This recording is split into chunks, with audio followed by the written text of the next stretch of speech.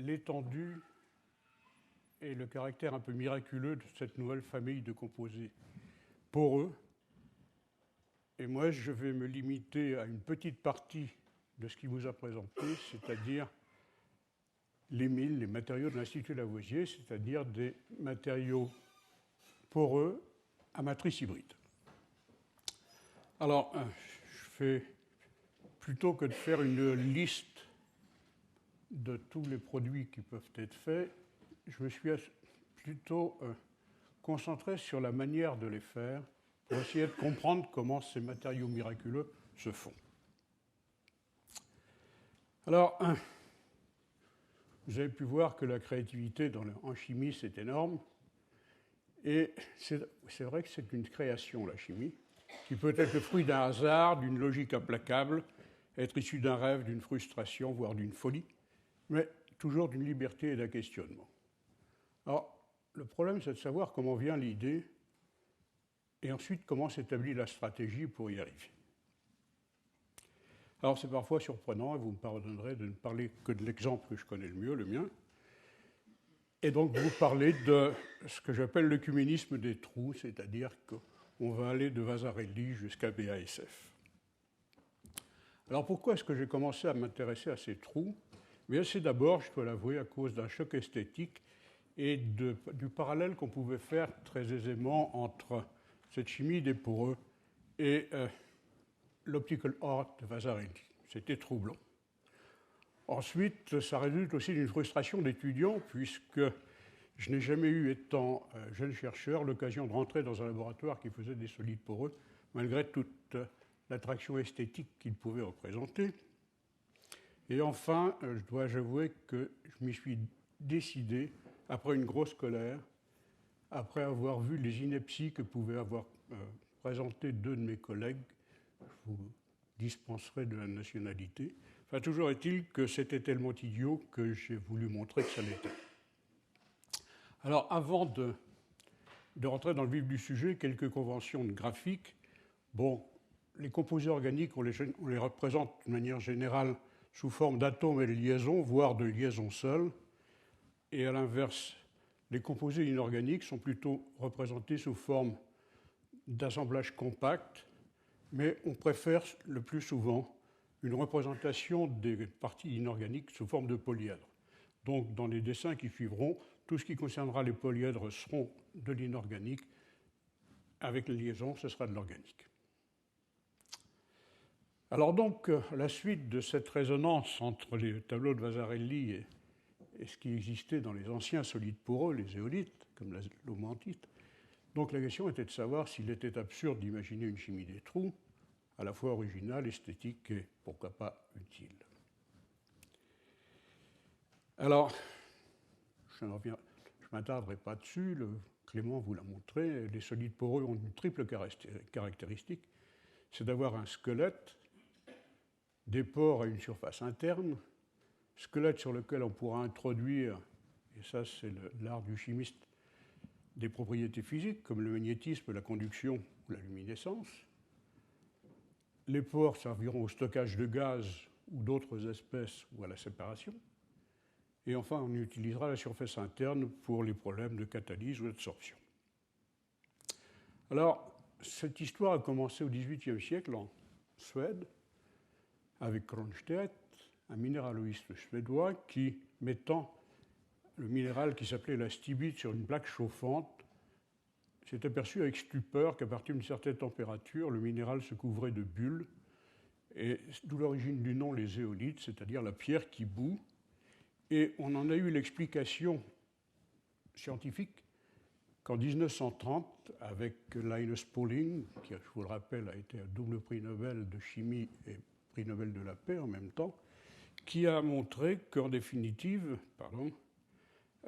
ces éolites étaient constituées d'un squelette, bien sûr, et d'espèces à l'intérieur qui pouvaient disparaître en élevant la température. C'était des molécules d'eau en l'occurrence, et c'est ce qui générait les trous. Alors, les premières utilisations de ces trous n'ont pas attendu le Pauling pour être faites, puisque dès la fin du XIXe siècle, on s'en est servi comme tamis moléculaire, comme échangeur d'ions, Et un peu plus tard, au XXe siècle, on a découvert que ces solides pouvaient être des agents intéressants pour le cracking pétrolier pour arriver à des essences légères.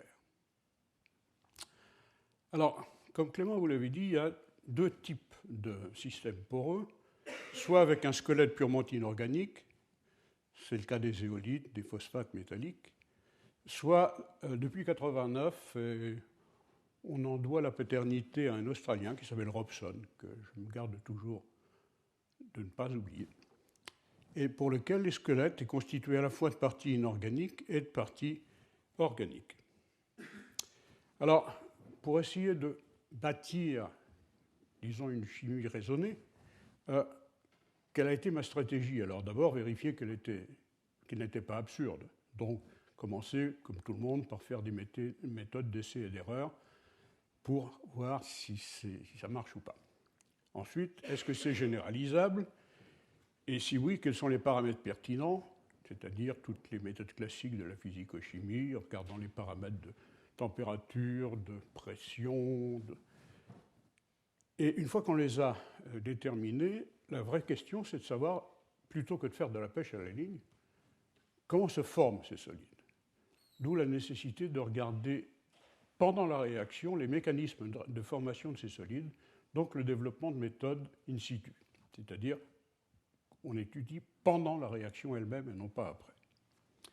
En fonction de ces résultats,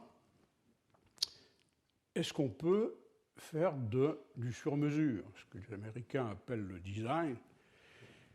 Et pour y arriver, il faut être capable de modéliser.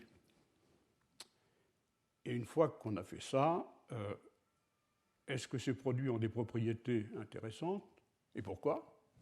Et alors, disons que les deux domaines sur lesquels nous avons travaillé, c'est la physique et la biologie. Et enfin, pour que le rôle du chimiste soit complet, savoir si elles sont applicables, d'où le développement de relations industrielles. Alors pour ça, j'avais toute une palette d'outils à ma disposition, la palette de tout chimiste digne de ce nom, c'est-à-dire qu'à partir de la chimie elle-même, on a toute une palette de synthèse qu'on peut utiliser à son choix. Une fois qu'on a fait les produits, on peut en connaître la structure en utilisant les méthodes de diffraction, qu'elles soient des électrons, des neutrons ou des rayons X, puis caractérisées physiquement par toutes les spectroscopies à notre disposition, avec les propriétés physiques associées. Si on réussit le design, c'est parce qu'on aura développé des méthodes de simulation. Et enfin, dans le meilleur des cas, on arrive à la production industrielle, mais en n'oubliant jamais que toute réaction chimique est liée à la possibilité thermodynamique. Alors j'avais effectivement un avantage, c'est que ces produits se font à basse température, dans des autoclaves, des petites cocottes minutes, mais qui ont un inconvénient, c'est qu'on sait ce qu'on met dedans, on sait ce qu'on en ressort, mais on ne sait pas ce qui se passe à l'intérieur. Donc, il fallait développer à la fois deux méthodes, une méthode déductive, j'en ai parlé, c'est la méthode d'essai et d'erreur, et essayer de développer une méthode inductive à partir des mécanismes de formation. L'essentiel étant d'aboutir à un matériau et le mieux caractérisé possible. Alors, quels étaient les verrous à lever par rapport à l'existant? C'était d'abord la compréhension de la réaction chimique à laquelle personne ne s'était intéressé jusque-là. Ensuite, il fallait développer des grands pores pour mettre un maximum de choses dans ces pores. Les associer avec des propriétés utiles, et si on veut un développement industriel, ne jamais perdre de vue qu'il n'y aura développement industriel que si les produits sont de faible coût et économes en énergie. Quant à la prédiction, j'y reviendrai. Alors, comment ça a commencé? Eh bien, j'ai d'abord regardé les structures que je faisais, et plutôt que de regarder les polyèdres auxquels les chimistes du solide étaient habitués, j'ai regardé les ensembles de polyèdres qui, par translation dans les trois directions de l'espace, reconstituaient le solide complet. Donc, ce que j'ai appelé des briques. Alors, ces briques peuvent être soit purement inorganiques, soit mixtes organiques-inorganiques, Et de toute manière, quand elles existent, leur connexion est gouvernée par l'énergie de réseau du solide. Alors la question qui se posait au départ, ces briques, est-ce qu'elles étaient uniquement des outils de description, comme le font tous les chimistes du solide, ou alors est-ce qu'elles avaient une existence réelle, fonction des paramètres de synthèse? Et dans l'affirmative, ça voulait dire que cette construction devenait, une fois compris, un jeu de Lego. Donc pour cela, j'ai développé avec tous mes jeunes une approche globale, intégrée, où au-delà du cas classique, faire de la chimie des structures, regarder les paramètres pertinents et continuer à développer l'incrémentation, on est allé jusqu'au mécanisme, puis à la prédiction, pour arriver jusqu'aux applications ou revenir à de nouveaux systèmes. Alors, comme je l'ai dit, le problème, c'est qu'on travaille à l'aveugle, dans des boîtes noires, et que dans un premier temps, on détermine quels sont les paramètres qui sont importants pour la synthèse de ces solides, température, acidité, temps et concentration. Et une fois qu'on a fait les structures, regardez s'il y avait une corrélation possible entre les briques dont je viens de parler et les paramètres de la synthèse qu'on avait déterminés a priori. Alors effectivement, une fois qu'on a prouvé que ces briques qu'on observait dans le solide final existaient pendant la réaction, on a essayé de les prouver en développant ces méthodes in situ, alors que ce soit l'ARMN, ex ou in situ, l'infrarouge, l'exaft, la diffraction, et la combinaison de ces méthodes. Et même, on est arrivé à déterminer la cinétique d'apparition de ces phases. Il ne s'agit pas de faire un produit en 8 mois, le plus rapide sera le mieux toujours. Alors par exemple, en ce qui concerne les hybrides, on a fait de l'exaft in situ, et on a vu qu'à partir du début de la réaction, si on s'attarde à la brique elle-même, qui était à base de fer, eh bien on voit qu'au développement de l'exaft, et en traitant les spectres, le spectre reste inchangé depuis le début de la réaction jusqu'à la fin, c'est-à-dire que la brique, qui est ici le trimère d'octaèdre dont Clément vous a parlé tout à l'heure, reste invariant. Ça veut donc dire que la brique est bien l'élément réactionnel important. Alors le rôle de la température est très important, puisque si on varie de 60 degrés à 250 degrés, par exemple, dans un système aussi simple que les succinates de cobalt, eh bien, on obtient une succession de plusieurs composés, dont, ce qui est important, la dimensionnalité de la partie inorganique, qui est pour l'instant 0D, augmente jusqu'à devenir tridimensionnelle.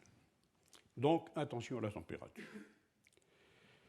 Alors, on a prouvé, avec toutes ces techniques, RMN, EXAFS, etc., que la brique qu'on observe à la fin existe dans la solution. Ça veut donc dire que là, puisqu'on connaît les conditions dans lesquelles se forme la brique, eh bien, après, on peut jouer au Lego.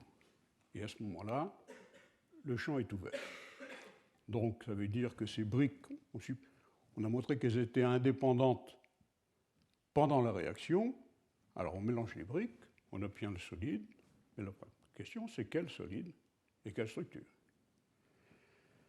Alors, la brique inorganique, c'est la brique la plus importante. L'organique reste invariant pendant toute la réaction. Donc, pourquoi est-ce qu'elle est importante? Eh bien, pour un connecteur donné, ici, ce sont des carboxylates, les fonctions COO-. Vous voyez que son rôle pour un connecteur donné, donc ici le carboxylate, va d'abord dépendre de la nature du métal, le cuivre ici, le chrome, qui va donner des associations différentes. Pardon. Mais le plus important, ce n'est pas la brique elle-même, comme sa connectivité, c'est-à-dire le nombre de liaisons qu'elle va développer vis-à-vis des briques identiques qui l'entourent. Alors là, vous avez une connectivité 4, là une connectivité 6, et c'est cette connectivité qui va déterminer la structure elle-même.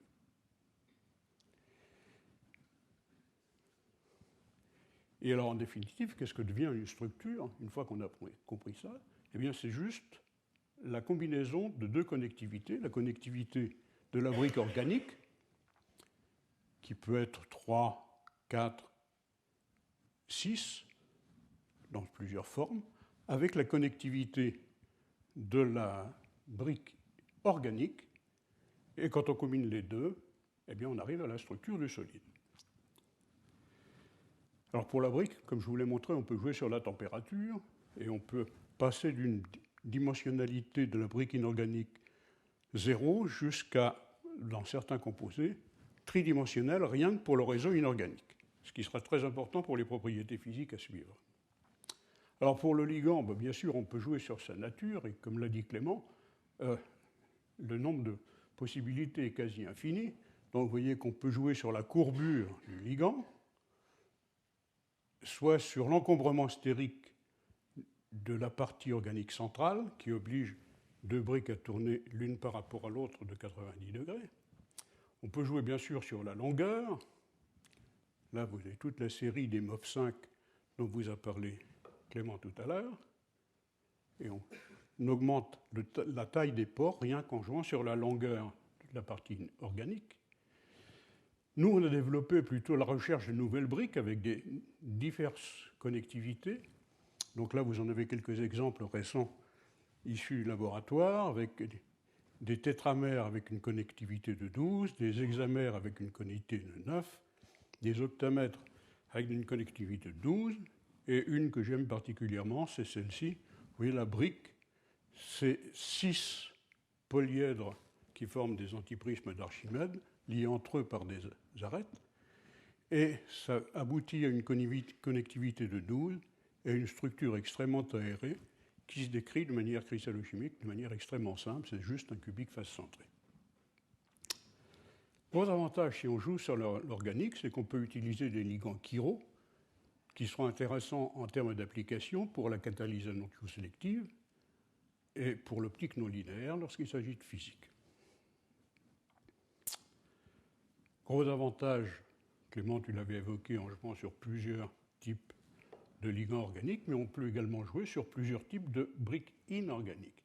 Ce qui fait qu'on peut vraiment faire a priori tout ce qu'on veut si la thermodynamique l'autorise. Dans la partie organique, bien sûr, on peut faire de la fonctionnalisation post-synthèse. Ça, c'est un joli travail qu'a fait notre jeune collègue Jeffrey Long à Berkeley. Vous voyez qu'on peut greffer ces carbonyles sur le noyau benzénique de manière à faire ce greffage qui permettra une fixation beaucoup plus facile de l'azote et de l'hydrogène. Alors bien sûr, tout ça vous paraît extrêmement rationnel, mais ça réfère toujours à des surprises, et en particulier ce qu'on a observé sur un certain produit sec. Une fois qu'on mettait une goutte d'eau dessus, ce produit gonflait d'une manière absolument extraordinaire, puisqu'il triple de volume si on met quelques gouttes d'eau sur lui. Alors ça, c'est une propriété dont je revendique avec mon ami Kitagawa au Japon la paternité, et qui mène maintenant, au-delà de la curiosité de laboratoire, un certain nombre d'applications pertinentes. Alors vous voyez que dans le cas que je vous ai montré, le rapport des volumes entre la phase sèche et la phase humide est de 300%. Et c'est réversible. Ceci s'explique simplement par le rôle de la fonction carboxylate qui, lorsqu'elle est fixée à une chaîne, va pouvoir faire des rotations autour de l'axe des deux oxygènes et permettre la flexibilité de la structure. Donc, en termes de chimie, proprement dite, et de chimie structurale, on a montré que ce domaine était extrêmement riche, puisqu'on avait un nombre important de briques inorganiques qu'on pouvait composer avec une multitude de ligands organiques, donc le nombre de possibilités est quasi infini. Ça demanderait plusieurs vies. Alors, la question qui se posait, est-ce qu'on pouvait les prédire? Alors, on avait à notre disposition les briques dont on avait montré l'existence. En plus, au cours de nos études in situ, on savait quelles étaient les conditions expérimentales associées à l'existence de ces briques. Donc, on a développé un programme informatique de simulation structurale, et par exemple,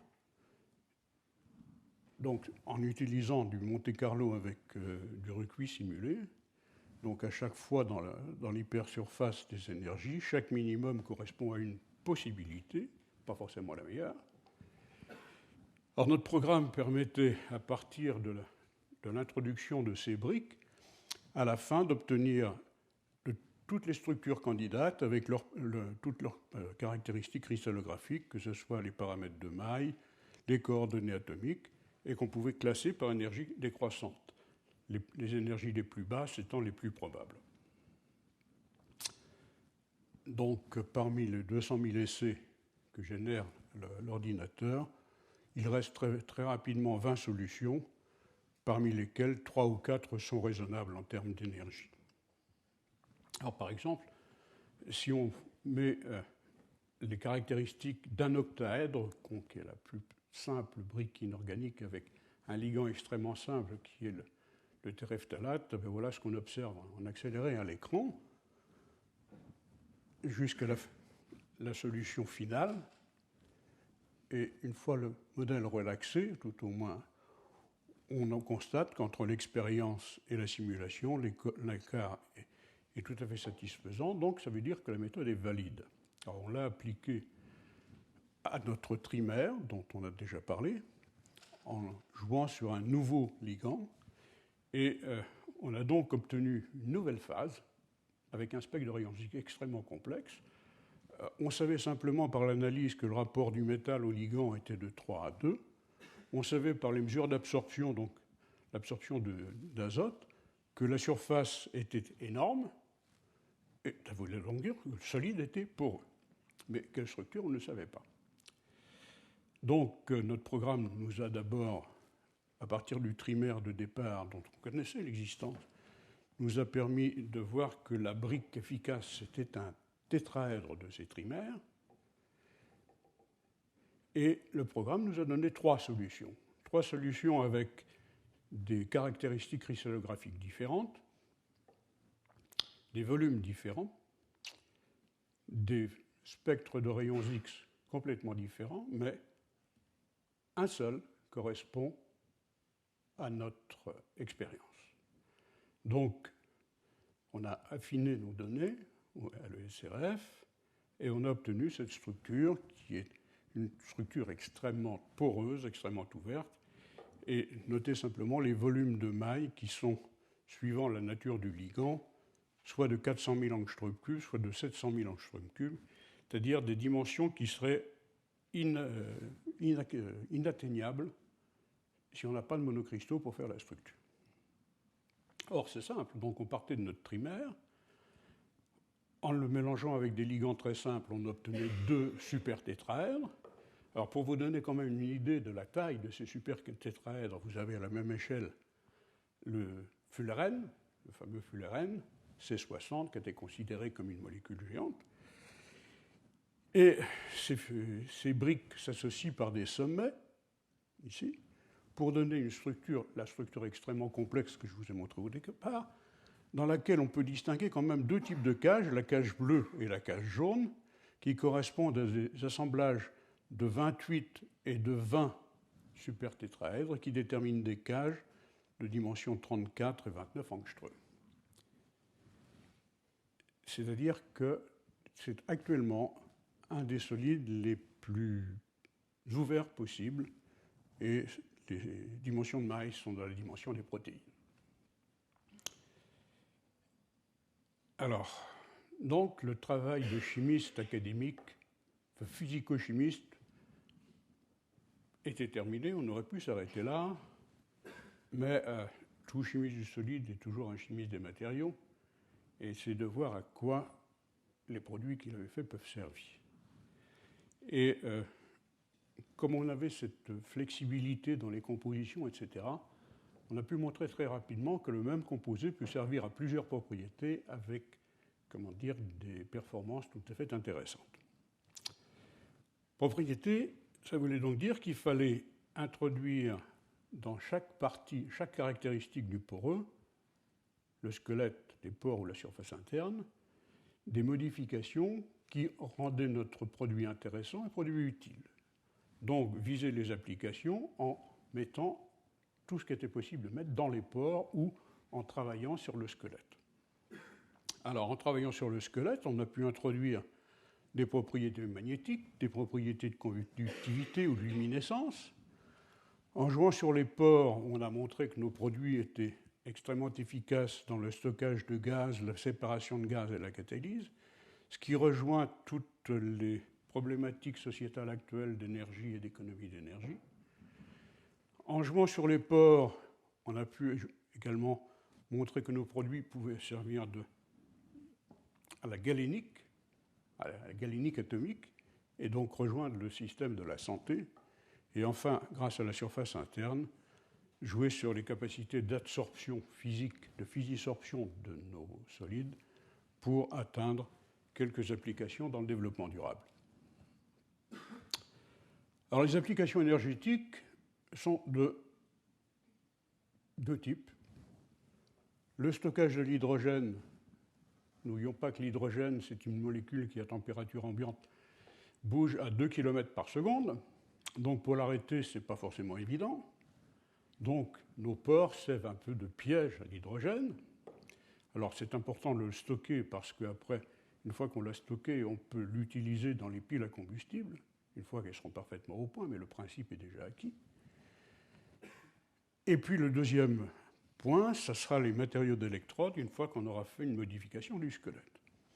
Alors, malgré des performances tout à fait exceptionnelles dans le stockage de l'hydrogène, nous ne continuons pas là-dessus parce que le stockage n'intervient qu'à 77 K, donc à la température de l'azote liquide.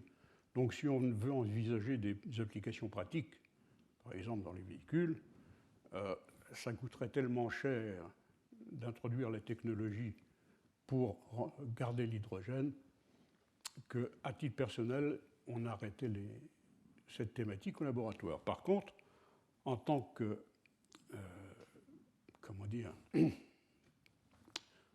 en tant que chercheur fondamentaliste, ou fondamental plutôt, vous voyez ça, c'est les quantités en poids, les pourcentages en poids d'hydrogène contenus dans nos solides.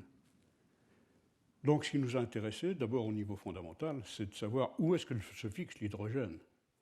Et alors donc par des mesures de diffraction de neutrons essentiellement, on a montré que l'hydrogène se fixe prioritairement sur les briques inorganiques. Ça veut donc dire que si on veut continuer à stocker de l'hydrogène, il faudra faire des briques inorganiques de plus en plus grandes pour stocker un maximum de molécules d'hydrogène autour d'une brique.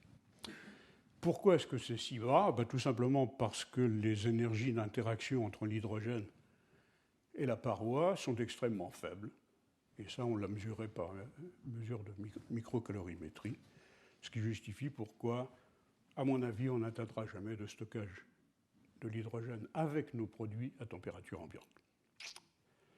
En ce qui concerne les matériaux d'électrode, eh bien, c'est une collaboration avec Jean-Marie Tarascon, où dans des solides, ça c'est un solide qui est flexible, on a introduit électrochimiquement du lithium qui libère un électron, se transforme en Li+, et libérant un électron provoque une réduction partielle du fer qui existait dans les chaînes ici, réduction partielle de fer 3 en fer 2, et ce qui fait qu'on arrive à peu près à 50% de fer 2 et de fer 3 dans ce solide, ce qui modifie complètement les propriétés du point de vue magnétique, d'antiferromagnétique à ferrimagnétique. Et vous voyez ici que les performances de conduction sont, sinon extraordinaires, tout au moins acceptables. C'était une première dans ce domaine. Les trous, maintenant.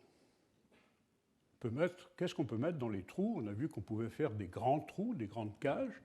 Donc, on a testé beaucoup de choses, en particulier mettre des polyoxométallates qui font à peu près 13 angstroms d'encombrement, et on en met 5 par cage dans le 1101. On peut également générer des nanoparticules de ZNS dans chaque cage, juste en passant, après avoir mis le solide dans une solution de nitrate de zinc, faire passer du H2S dessus, on génère des nanoparticules de ZNS. Alors pour les métaux, ça a été plus délicat. Il y avait beaucoup de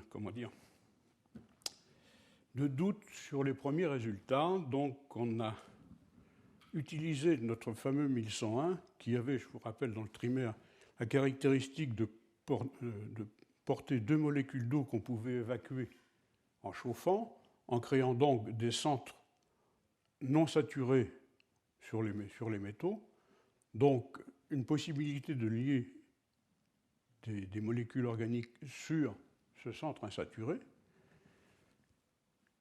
Et alors ensuite, ces amines qu'on a fixées autorisent ensuite la réaction avec des chloropalladates qui, après réduction, nous donnent des nanoparticules. On génère des nanoparticules à l'intérieur de ces cages.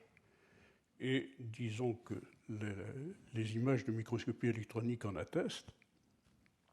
Et ce qui est intéressant, c'est que si on compare pour une réaction classique avec les autres catalyseurs, on a des rendements qui sont bien meilleurs, voire pratiquement quantitatifs pour certaines substitutions.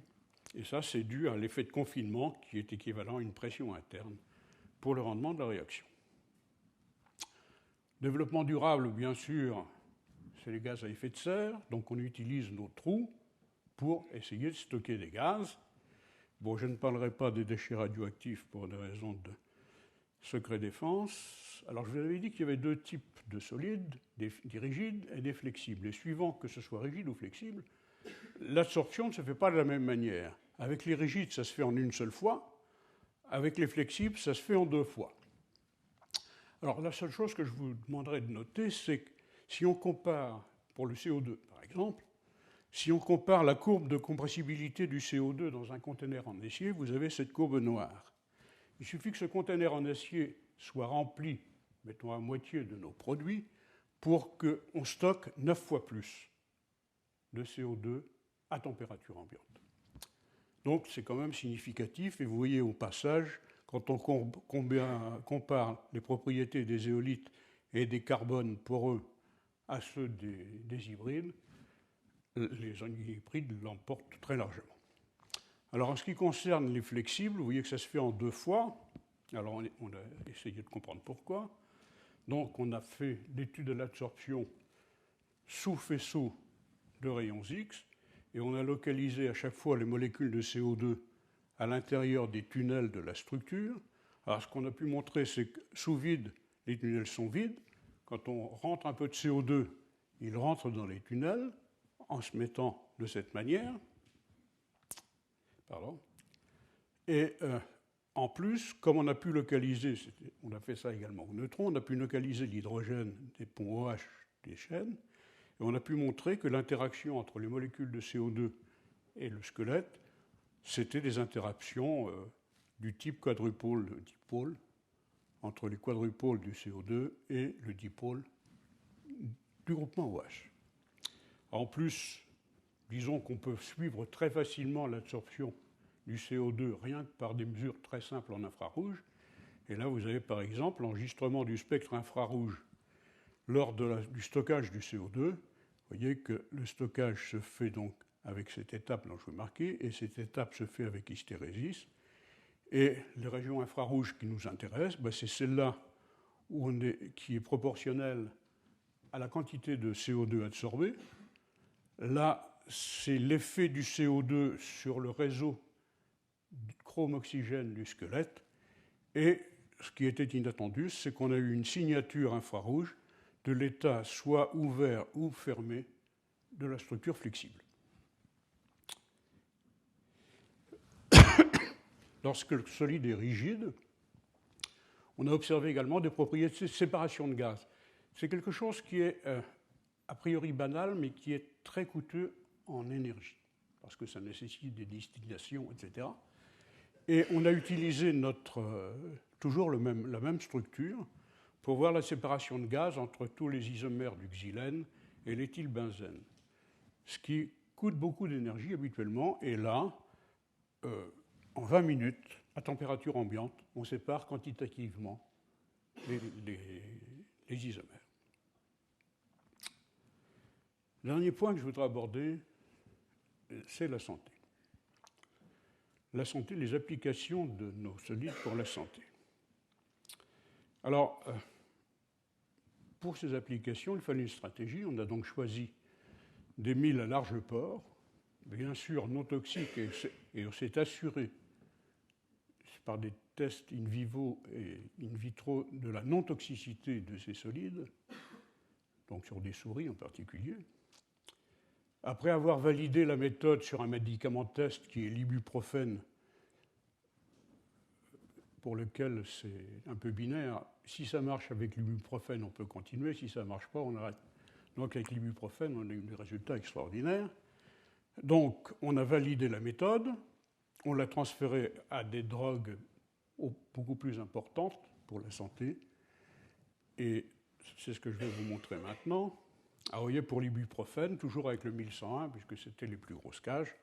Donc, cette molécule d'ibuprofène, c'est ceci.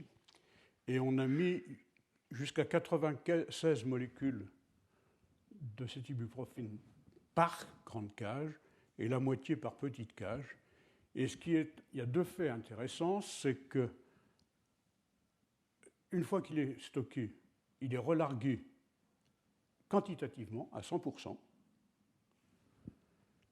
Non seulement il est relargué à 100%, mais le temps de relargage ne se fait pas dans la journée comme avec les autres produits qui transportent les médicaments, mais en 6 jours lorsque la structure est rigide. Et donc, Et donc, on a testé ces propriétés de capacité de nanovecteurs, puisque ce sont des vecteurs transportant le médicament jusqu'à l'organe. On l'a testé sur plusieurs de nos solides, qu'ils soient flexibles comme le 1053 ou le 1088, ou rigides comme le 1100 et le 1101 à très grande cage. Donc, le but du jeu, c'est par imprégnation de rentrer ces molécules qui sont actives contre la leucémie des enfants, le cancer du sein ou le sida, les rentrer dans les grandes cages du 1101, par exemple. Et alors, les résultats sont particulièrement intéressants. Excusez-moi, c'est le seul tableau que je vous montrerai. La seule chose que je voudrais vous dire avant, c'est que les nanovecteurs qui sont utilisés d'habitude, ce sont des liposomes, qui joignent plusieurs inconvénients. D'abord d'être fragiles, ensuite d'avoir des petits pores, ce qui fait qu'on peut mettre peu de médicaments. Et les liposomes transportent à peu près 5% en poids de médicaments. Et alors, suivant le médicament et le solide que nous avons testé en ce qui concerne les 1000, mais vous voyez qu'au lieu de 5%, on peut arriver à 40%, c'est-à-dire pratiquement 10 fois plus de capacité de stockage, ce qui, en termes d'application et pour le même effet thérapeutique, nécessitera d'introduire dans l'organisme 10 fois moins de produits, donc 10 fois moins de possibilités d'éventuelle toxicité. Et en plus,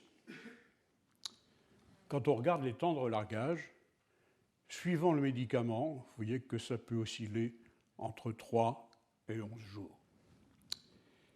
11 jours pour les médicaments flexibles, pour les structures flexibles, et 3 jours pour les rigides. Donc, ces solides poreux hybrides sont bigrement intéressants pour la santé. Et en plus, comme on avait choisi le fer, ça n'était pas un hasard, c'est parce qu'on savait les cations fer 3 sensibles en imagerie médicale, ce qui nous a permis à partir du moment où on savait faire des nanoparticules pour l'injection intraveineuse, ce qui nous a permis de suivre, c'est un truc qu'on a fait avec Patrick Couvreur, de suivre le trajet de la matière injectée jusqu'à l'organe malade. Et donc, ces résultats d'imagerie médicale, que ce soit sur le foie ou la rate, montrent que par rapport à des organes de contrôle, l'effet des médicaments est tout à fait sensible. Alors, ces remarques permettent d'envisager maintenant très sérieusement une application extrêmement importante pour la médecine moléculaire. Donc, nos produits servent de camion, de vecteur jusqu'à l'organe, et il est visible par imagerie et il comporte le médicament. Alors ça intéresse beaucoup les médecins qui s'intéressent à un type de la médecine moléculaire qui s'appelle la théragnostique, qui combine dans le même nanovecteur et la thérapie et le diagnostic. Et c'est un champ qui va de plus en plus développer dans l'avenir. Alors, bien sûr, ça ne s'arrête pas là.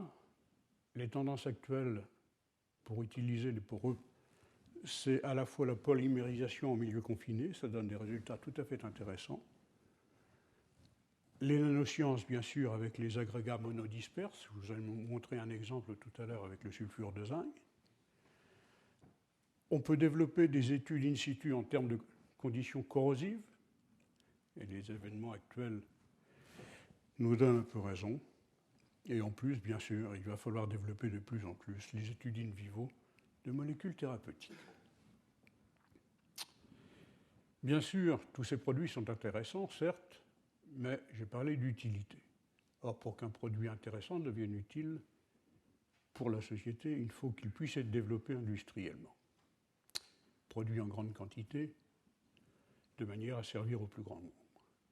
Alors, de ce point de vue-là, nous avons également, dans le cadre d'une collaboration avec BASF, fait la production industrielle de certains de nos produits. Nous sommes en termes de pilote à 1 tonne jour. Donc voilà quelques images prises à Ludwigshafen, donc sous forme de quantité. Là, c'est des bidons de 50 kg. On peut également les faire sous forme de pilules. Et avec Clément, pardon, elle a sauté. Nous avons pu montrer également qu'on pouvait faire ces produits sous forme de nanoparticules ou de films minces de qualité optique. En conséquence de quoi, mon gourou Lavoisier vous pose la question, est-ce qu'on n'est pas en face d'un nouveau monde? À mon avis, il commande tout juste. Clément vous l'a montré dans tous les domaines des systèmes poreux. Moi, je me restreins à mon domaine des hybrides.